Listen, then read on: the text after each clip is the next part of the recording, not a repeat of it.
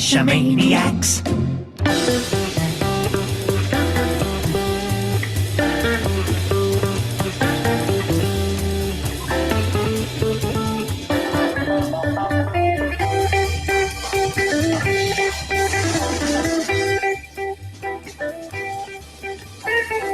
Geo Gearheads. Welcome back to the Geo Gearheads. This is episode 383, and today we're going to be talking about favorite worthy caches.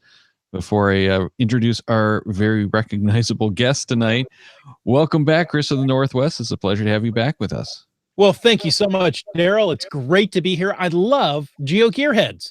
You know, it's a great way to spend a Thursday evening, and I'm here with you, with Bounce, and all of our friends. So thanks for letting me come. Well, and thanks for being here almost every week. You've been here more than I have, I think, lately. Yeah, well. At least mentally. Oh, well, that I don't know if we're going to go there. Before we continue, though, Bounce, congratulations on the article on the geocaching blog. That was quite impressive. Thanks. Yeah, it was an honor to get that. And of course, they didn't even scratch the surface. Yeah, well, there's a lot to go over, I guess. Got to save some for next time, maybe. Yeah, there you go. Because you know it's going to happen again. You produce such great caches. In fact, that's why we have you on this week. Great. Well, I'm happy to be back on. And one of the things that we noticed was lots and lots of our audience members, our fellow Geo Gearheads, inspired by your last couple of appearances. And you've been working with some of them on some very cool things. You want to talk about some of that before we get into our actual favorite worthy caches discussion? Sure, yeah. So from the Puzzle Box episode, we had, I've worked with Behind the Cache. He has built a Puzzle Box to take to events, and he actually did a video on it. He did a great job on it. There's another gentleman in Daryl is his geocaching name. He built another puzzle box to take out to events. Lots of emails, answering lots of questions, and helping people out with the programming of them and the puzzles. It's been great. Yeah, we've seen a couple of those photos and even a video or two, and it is very, very cool seeing all of those popping up. I'm anxious to actually run into one at some event somewhere. Yeah, me too. I'd love to try one out that these guys did. I think they're going to be great. Hopefully they're going to, become more popular, and get out there and more people do them, so it'll be great. But the question is, has anyone tackled the path tag dispenser? I haven't even tried. I've been busy right now. I've been extremely busy at work. I actually just got my CNC machine up and running. So that will make things a lot easier to actually make some great caches. So, I'm going to have to put that on my list for something to do. I think you ought to just take a change machine and repurpose it to just spit out path tags. That's going to be the easiest. Yeah. It's going to be hard to move around, but, it doesn't have to move around. Well, they'd be great for events, but putting them out somewhere, I think that'd be great. I know we talked about it. You're talking about putting a path tag in, path tag out type of thing, right? Or even $1 in and a path tag out. Oh, that'd be cool. Yeah. That's a path cheap tag path vending machine. Yeah. Yeah. I actually have a couple dispensers. I should pull one apart and start working on it and see what I can do. Like change dispensers, change machines? I don't have a change machine. I have not coin dispensers, but like the tampon dispensers, all that. The mechanisms all work the same. So I think I could get it to work fairly well with it. So, but I'll have to look for a change dispenser. Yeah, I'm sure you could do it that, you put $1 in, you get just one coin out instead of 4, thinking it would go in the quarter slot. Yeah. But it might be fun to have a large collection, and you could have them displayed up there. You'll get one of these random path tags. And I'm sure people would put in a bunch of money trying to get the one they wanted. I wonder what HQ would say about that. Oh, I don't know. Well, you couldn't call it a, path tag dispenser. You'd probably have to call it like a token dispenser or something. There you go. The token Yeah. cash. The token. Yeah. You could find the cash without putting the money in to get the token, but if you wanted to have the path tag, you'd have to put the money in for it. That way, it doesn't cost them anything to find the cash itself. There you go. That's the way to do it. Yeah. And so we also had the creative the cash last month out there, where we got together and we showed people how to make creative caches and everything like that, and that went over well. I actually made some in ammo cans. I'm not an ammo can person to make caches in them, but I made quite a few real simple ones that would get lots of favorite points inside ammo cans, just to show people it can be done. So that went well. A lot of questions on those. Nice. Now, Well, you did very well. Sorry, go ahead. Sorry. Did you build a structure inside the ammo cans like you do for your regular suitcase style container, where it brings up the panel at the top of the container? Yeah. So what I did, and I actually have one right here. This one's a little more technical, but it's built. Oh, took the lid off. It's built all out of acrylic. It just inserts right in here, and it can actually come out. So it's open right now, but that way, so the whole box, the whole acrylic box itself, will just slide right out of there. I recommend siliconing it in, not screwing it, because then you don't compromise the structure of the can or the waterproofness of the can, because ammo cans are fairly waterproof as long as you don't drill anything through the exterior part of them. That's why I made them, so they actually just slide right down in there. This one here happens to be, it's more of a gadget one. Obviously, it's a smart one, using a micro controller. You just got to count the lights. You've seen lots of those for me. It's a real simple cache to make, so that's why I make those. It may be simple. It is not simple to complete. Yeah. You think, oh yeah, I got this. No, that's not right. Yeah. So, and then I've done, I also did custom stickers for the front of them.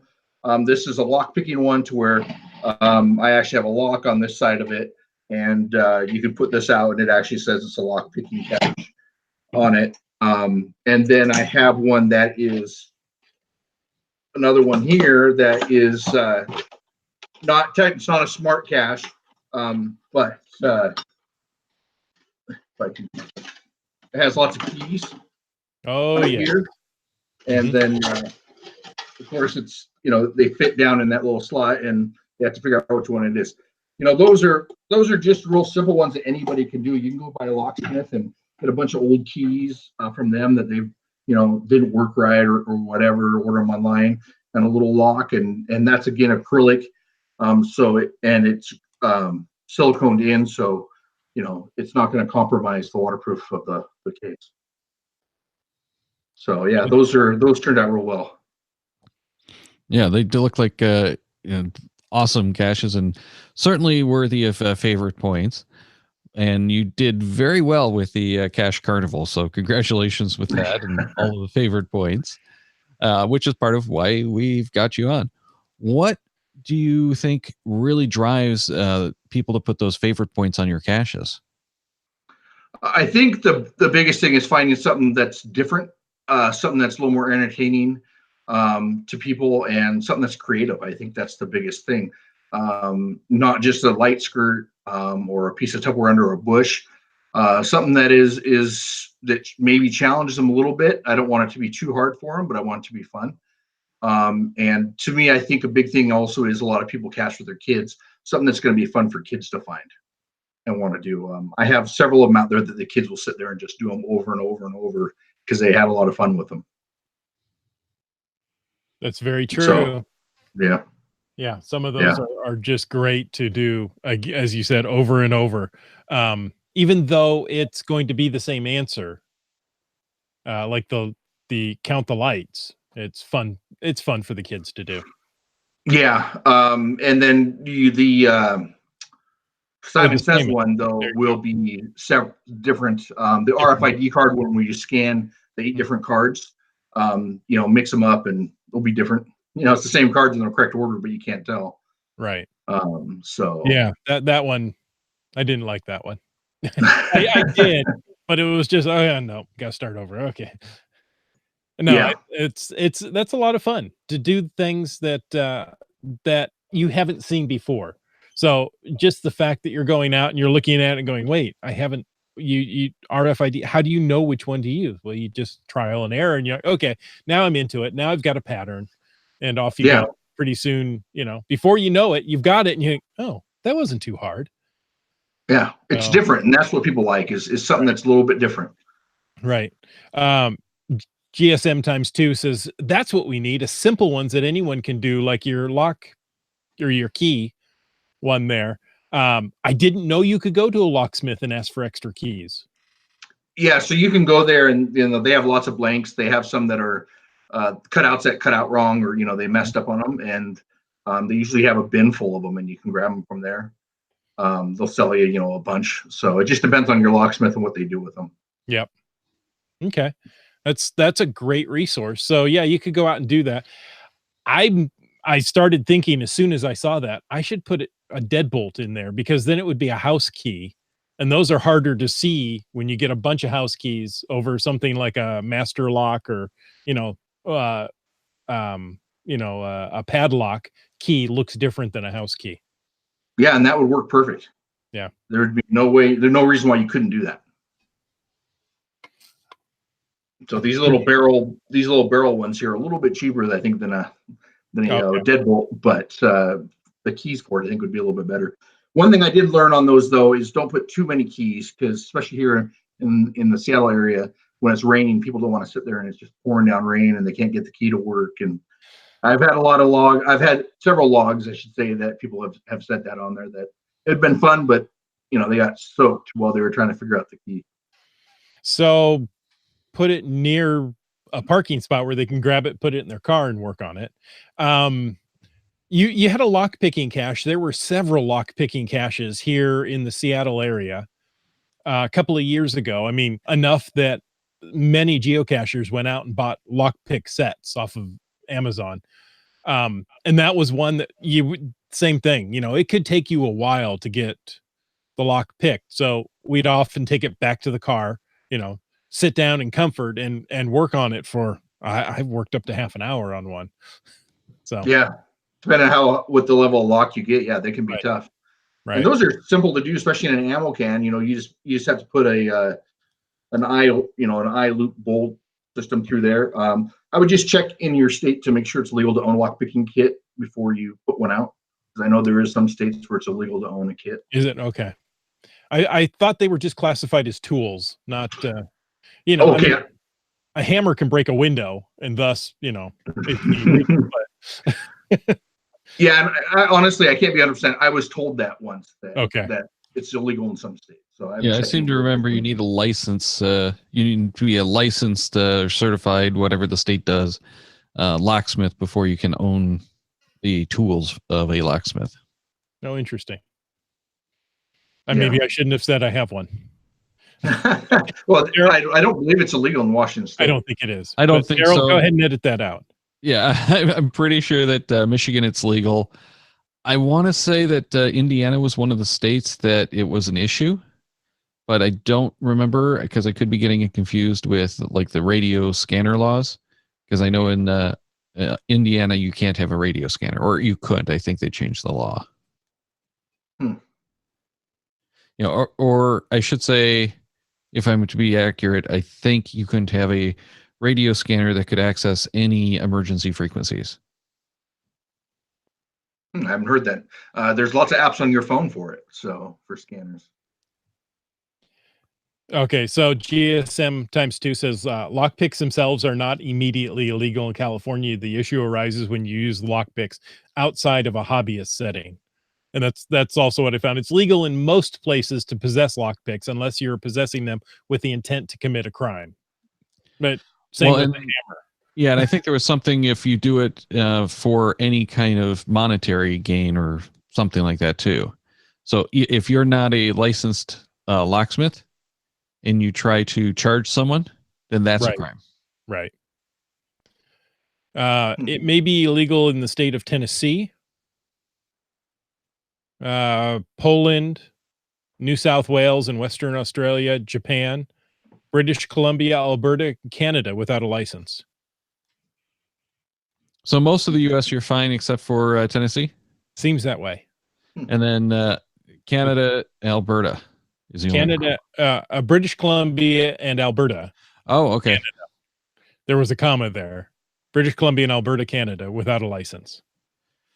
Okay, there we go. So U.S. and Canada, you definitely have to be wary. This And is just one website. I don't know the accuracy of it, but true. And some of these laws will change. So Mhm. it might be legal one day and illegal the next, or vice versa. And again, I think the intent is really what's most important. We're doing this as a hobby, as part of a geocache, not an intent to gain access where we shouldn't. Sure. But if you're trying to hide a locksmith cache, then you need to be aware of that, because you might be encouraging criminal activity or something like that, depending on how Right. Aggressive your law enforcement is in that area.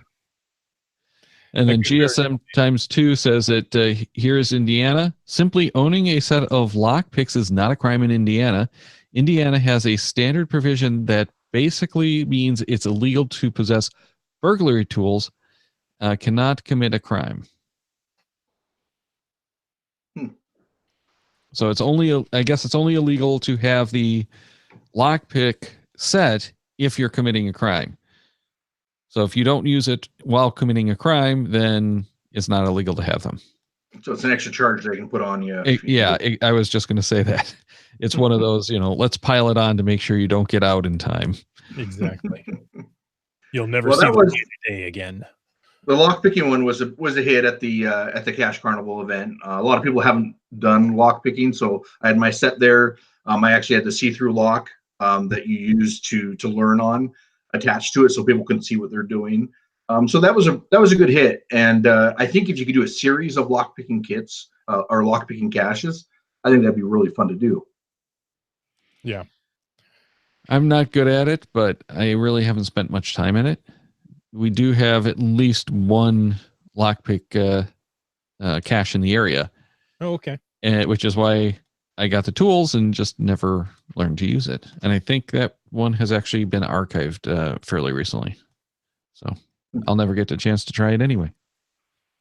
But never Has it been archived or locked? Archived. Well, okay. If you ever come to Seattle, then I'll throw some out for you just so you can do them. Thanks, but yeah, I plan on coming next year. Oh yeah, 2020. Yeah, don't know what they have planned or when, but yeah, it's on the agenda. So as soon as we find out, I'm getting the days off at work. Oh, yeah, great. I hear things are coming or happening, but no announcement has been made. So okay, that's last I heard. They announced, or they're willing to say that they were planning, or that they want to plan something, but they had no idea what that was going to be yet. I haven't heard anything. So I know I've talked to them about doing some Gadget Cache Geo tour for the HQ, but I don't think it had anything to do with 2020. Probably not. They probably want something like that that's long term to encourage gadget caches, and if it happens to coincide with 2020, awesome. Yeah. I thought if it was a tour for HQ, it'd be great to get one of the you have so many great gadget cache hiders out there. Allow several of them to do one out here in Seattle, so that you can find all different types of gadget caches from different creators. Yeah. And GSM times 2 says he thinks everyone is excited for 2020. Yeah, I think I'll be here for that. 20 years of geocaching. I mean, you got to have some fun with it, right? What is the 20-year anniversary? I don't know, but I'm still hoping that we have a new icon just for the 20 year, like they did for the 10-year Lost and Founds. Lost and Found. Yeah. Is this Lost and not yet found. Lost and refound? Ooh. Unlost and refound? I don't know. Is We'll leave that to them. 20th anniversary is the gemstone emerald. Well, that fits for Seattle, right? Seattle's the Emerald City. See? Perfect. See what I'm There you working with go. here? But you can also Yeah, go with the yellow or golden diamond, they say. Pshaw. for anniversaries, you never go wrong with diamonds, right? That's true. And I don't want colored diamonds. I want pure, clear diamonds. GSM times 2 says doing the caches as a multi where you put the lockpick at one location and then the lock picking at the other location. Oh, So there you go. get the tools and you have to replace them. I always wonder. I mean that works well, and I replace them, but I wonder what Oh, I didn't go back and put them back. Oh, I'll do it another day, and then doesn't. Well, work. that's why you make sure that it's near the parking lot. Oh, there you go. You have to walk back by. Right. Yeah. Right. Exactly. But I always worry about those kind of caches if there's like an event or whatnot nearby. What happens when the finders stack up? So the first finders get the hardware, go. Maybe they're doing another cache or two in the park and they're going to hit it on the way back. But now there's no tool in the first location. So finder number two rather comes by and guess what? Needs maintenance. Uh-huh. There was a cache in a nearby city that it was a lock and you needed a key for it, and that key was a travel bug that was supposed to stay in the city. You're supposed to find it in one of the other caches. That's a great idea until somebody moves it along. But yeah, I know one of my issues with some of them where you get a whole bunch of people like events is when you put out a great cache, like It Takes 3 there for that GeoCoin Fest. oh, so good. People you get so many people there and it's open, so people just go log it and Right. they don't get to experience it. Right. So, well, and at large events, that's exactly what happens. Daryl, Pennsylvania, I think it was. Oh, that was ages ago. I know, but wasn't there a Warren. gadget trail? Trail? That was in St. Louis. Was it? Okay. Yeah. Well, it was one of those that were just a year apart, though. Well, no, it was like a good 3 or 4 years, I think, apart. Oh, well, I have trouble with time. Yeah, well, Warren, Pennsylvania was the one that we did the podcast studio. Right. And I think it was like 5 years after that we did St. Louis. Okay. Well, okay. There was a trail of gadget caches. I think it was by WV Tim at the time. Oh no, I don't think that was that one. But there was a line at each. I think that was Maryland. There was a line at each gadget cache, and you had the option. Many people just didn't want to wait, so one person would open it, work it to get it open, and then they'd come and sign the log and scoot off. And then you could wait if you wanted to while they put it all back together and then left it. And then you had the opportunity to experience it. Yeah, I think that was the one in St. Louis because that was on the trail that was the the rail trail. Yes, right by the river. Yeah. So that one was the St. Louis one where we also stayed by the river and walked that same rail trail to and from the event. Mm-hmm. There was a Cito at the end of the trail, right? Yes. Yeah. It's all coming back to me now. Well, it wasn't the end of the trail. It was kind of the middle of the trail, I guess. I don't think we went any farther than that. No. Because we were there for the caches. Yeah. So anyway, that got a little off course, but some people will wait to do the gadget cache. Other people just want to sign it and move on. So last year at GeoCoin Fest, we had that 4-person Simon Says. And we wanted everybody to experience it, so you had to get the code from it. But what happened there is, the lineup being over an hour long to sit there and wait to do this. So we end up having to speed people up, or you end up getting 2 tries. If you can't do it, you get the code. So I don't think you're really going to win either way on those. But it's nice to try and get the experience with it. Right. So let's go back to favorite caches or favorite worthy caches. How do you come up with some of these ideas? How do you come up with the big Simon Says? So, or the Simon game. So just to catch people up, the Simon where you do 4 colored lights in you repeat the sequence that the game gives you. This one was big, 8 feet across. It was 4 feet. It was on a 4-foot round table. Okay, it was 4 feet across. So you needed at least 2, if not 4 people to do it, just because you couldn't reach all the way across it unless you wanted to run. Right. How'd you come up with that idea to spread it out to make it more interactive for multiple people? I think it was because we wanted to make a team effort, one. And my thought actually was to do a Simon Says on the back of a building to where they were several, 4, 5, 6, 8 feet apart. So you actually had to actually stand there and watch everybody do this. And so we were just thinking about it. I go, well, I can just do a 4-person one. I mean, it's simple. It's the exact same program that we download. And I just run longer wires to the buttons. So I did one last summer at the parlay event. We did that one with Scott where it was Simon Says, but you had to use your feet instead of your hands. So putting a little bit of a twist on it. Yeah. Yeah. It was hard to do it with my feet. I have no problem doing the Simon Says, but when you have to use foot pedals instead of your hands, it was a little bit tougher. Interesting. That's where you get the kids to lay on the ground for you. Yeah. Because I tell you, the ground is lower and harder than I ever remember it being. Yeah. So yeah, that was that Simon Says one. Some other ideas that we've come up with on some of those. The It Takes 3 thing was pretty much location based. One of the most important things is finding a good location for a cache. That's where I start. I go somewhere and I'm like, well, this would be a great spot for a cache. Take lots of photos and start my design process. What would be good here? What would blend in? Things like that, and then just kind of builds from there. Okay. Yeah, so you're building the cache to the location. You're not building a cache and then looking for the location. Correct.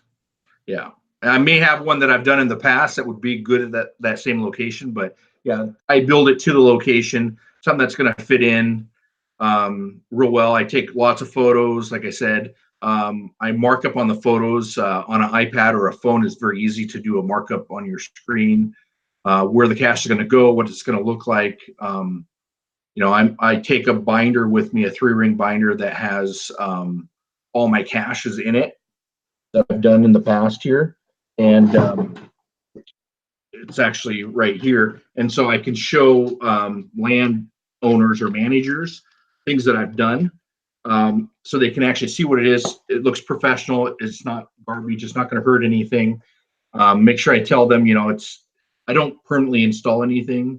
Anything that goes on a fence post is done by a bracket. So if they don't want it, we just, unscrew the bracket and they will never know it's there. Stuff like that. I'll make a mock-up of what I'm thinking and take it out there and show them. So I think that's the best place to start to come up with a creative cache. And most landowners are amenable to that. I mean, they think, yeah, this is a good idea.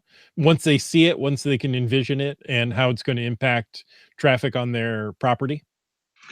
Yeah. So one thing I make sure is I'm not going to put anywhere where flowers are going to get destroyed or anything will be ruined. I don't promise that it's going to bring traffic. So if it's a retail center, I can't promise that it's going to bring foot traffic in for your tenants, but more than likely someone's going to buy something, especially at coffee stands. Someone's going to buy a coffee while it's there, and that, landowners like that because it helps their tenants out, and then they can pay their rent, and it's a good way to work with everybody, and it's a fun thing that the community does. So it's great. It's something that a family friendly cache is good. Well, and how do you tell when you're talking with the various people who the right person is to be having that conversation with? So I'll go up to the tenant, whoever's in the space or out there, and ask them who owns the property or who manages it, or anybody I could talk to there, if they're the owners, that their boss, anybody I could talk to about putting a geocache out there, and then explain to them what it is, and then they'll either give me a name of a property management company or the owner, and then I'll just get a hold of them that way. And sometimes it's they're not jumping back at you. They're not getting right back at you, to you on putting these out there. It's not their first thing on their list to put geocaches on the properties. So sometimes you got to sit there and you got to email them a few times or call them, talk to them. I've offered drive out to their management company office to show them some stuff. But around here, luckily, there's been enough people, enough cache owners that know enough people that it's been nice. I've gotten a lot of caches go, hey, I have permission to put one here. If you're interested, I'll give you the information and you can talk to them. So that's been very helpful as well. Yeah. Yeah, the referral network definitely helps. But have you had anyone try to charge you rent for placing cash on the property? No, I haven't. It's something that has come up. I mean, if it's going to cost me $20 a month, a year for putting it on the building or whatever, I'd probably do it. But it has not come up. But I've thought, oh, maybe I'd do $20 a year, $50 a year, depending on what I'm allowed to do. Well, at least if you had the lease agreement, there would be no question that you had the permission. Yeah. It might be worth it just for that protection when the cops come at midnight because someone's poking around the edge of the property. Yeah, and I do have one behind the police station, and that has happened. I've been questioning myself when I've been out maintaining them. So it does happen, but most of them know what it is by now, and I don't have any issues. So, nice. But yeah, if I have to use power, the coffee stand one out there in Issaquah uses power, but it's such a little bit of power. I mean, if you use $2 a year of power, that would be probably the most I'd imagine I would use. That's at a coffee stand. They really enjoy that because it's a fake camera, and they actually like the fact that there's an extra camera on the property, so people they think safe. They're safe. So yeah, it's just the perception that's important. Exactly, it is. Yeah, and just make sure they blend in and look good. No one's going to want something that looks junky and makes their property look terrible. Mm-hmm. Right. And it has to be able to withstand so that it isn't going to start falling apart on them and start looking trashy, 2-3 months into it, or even a year later. Yeah. And if you look at my caches, they're all done in external electrical panel boxes, something that looks like it belongs there, and it's not going to have any issues. Well, and this brings up a question too. What kind of fixtures? Obviously the electrical panels, because you said that's what you like to use. But what kind of fixtures do you think would actually be appropriate for favorited caches like that? What do you mean, like fixtures, like the different things that are attached to them, or? Yeah, well, like the types of containers. Like you mentioned the electrical boxes. Are there anything else that we can think of? I'm thinking meters would be bad if you had like an old electrical or gas or water meter. You don't necessarily want to use those because that's not probably a good cache container.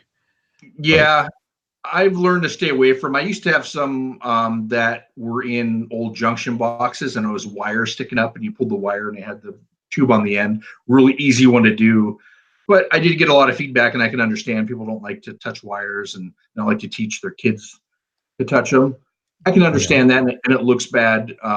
So I stay away from anything like that, anything that you normally wouldn't want anybody touching, because if they go to another property and it's a cache that is next to a meter, and the last one they found was the meter, you don't want them messing with it, because that could end bad. Yeah, exactly. Mm-hmm. Yeah, so that's why you want to do like plumbing fixtures either. No, because they'll take them apart. That's why they got rid of the sprinkler heads. Sprinklers were getting torn apart. I also put that geocache sticker on the front of my caches on the electrical panels, so you do know it is a geocache.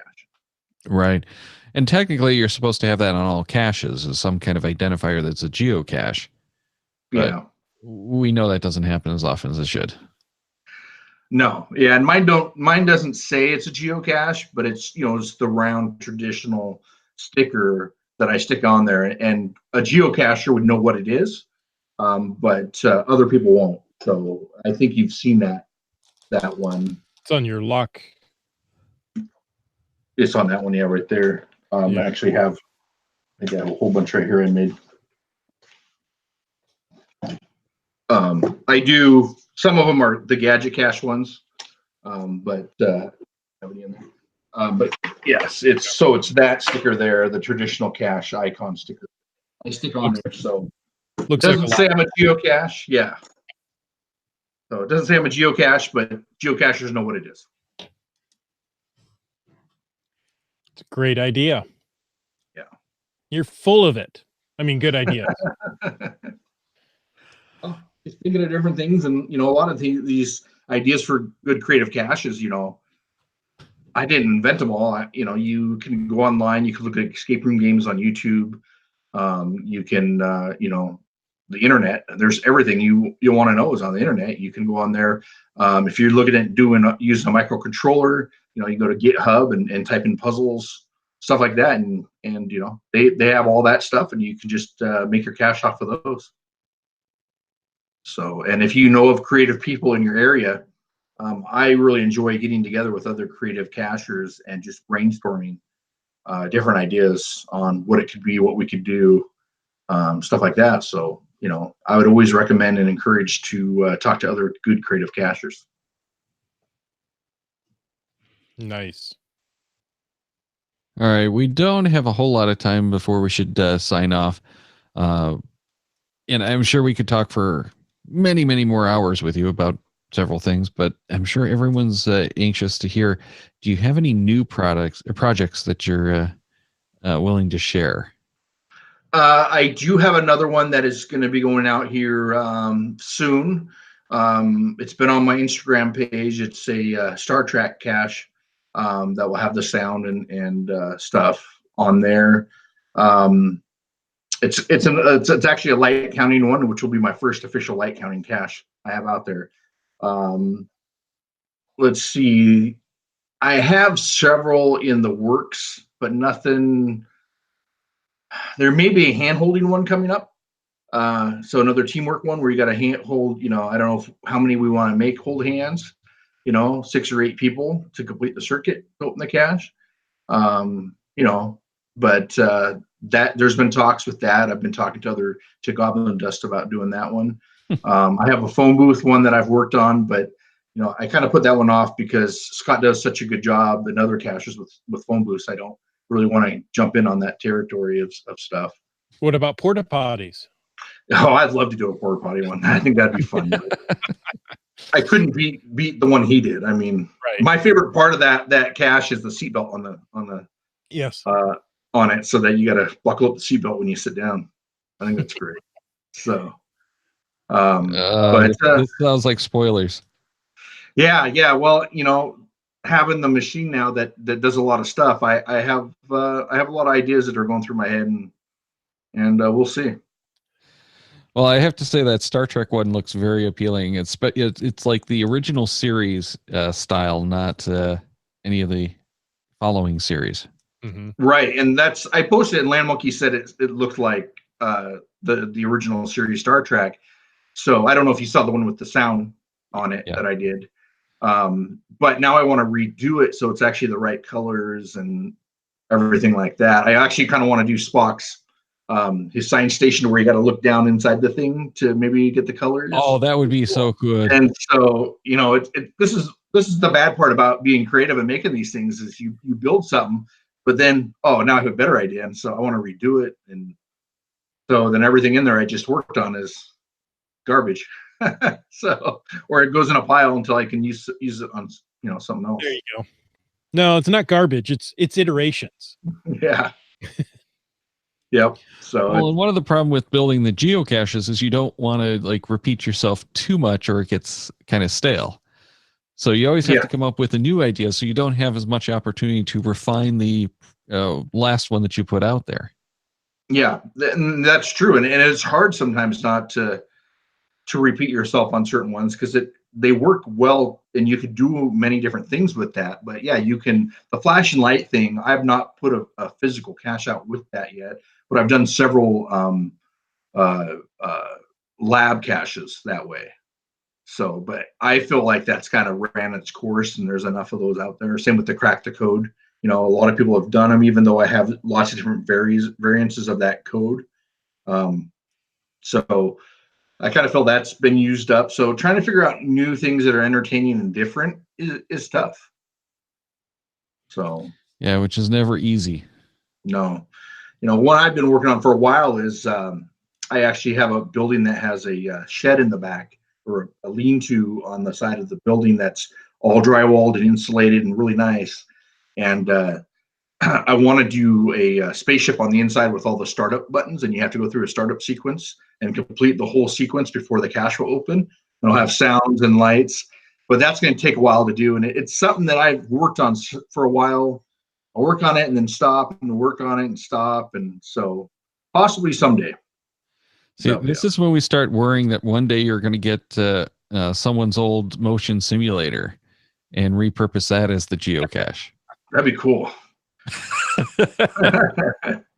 You know what we need to do is we need to do a lab cache at iFly, and you got to fly up to the top of the cylinder, however high you go to get the cache.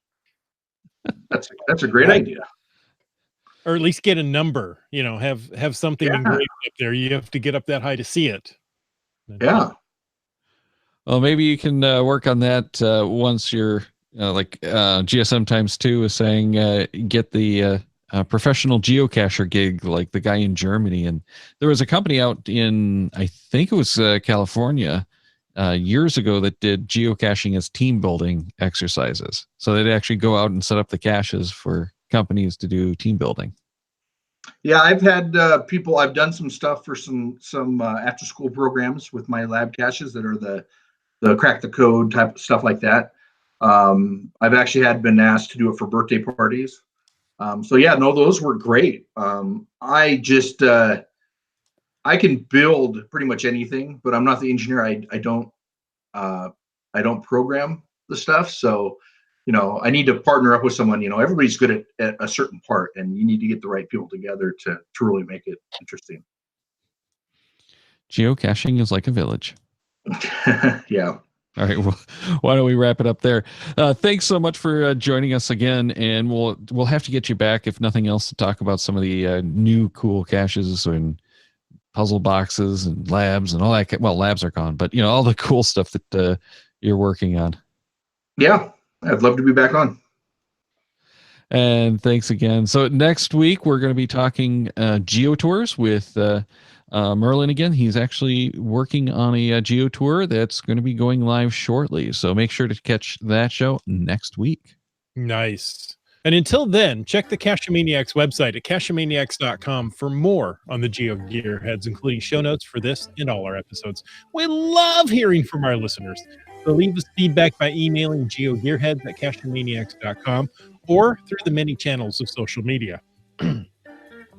Your support helps keep the Cache-A-Maniac shows coming. Please consider becoming a patron through the link on our website to support the Cache-A-Maniac shows. Geo Gearheads is produced by Chris Umfenauer and Daryl Wattenberg. This show is copyright 2019 by Daryl Wattenberg. All rights reserved.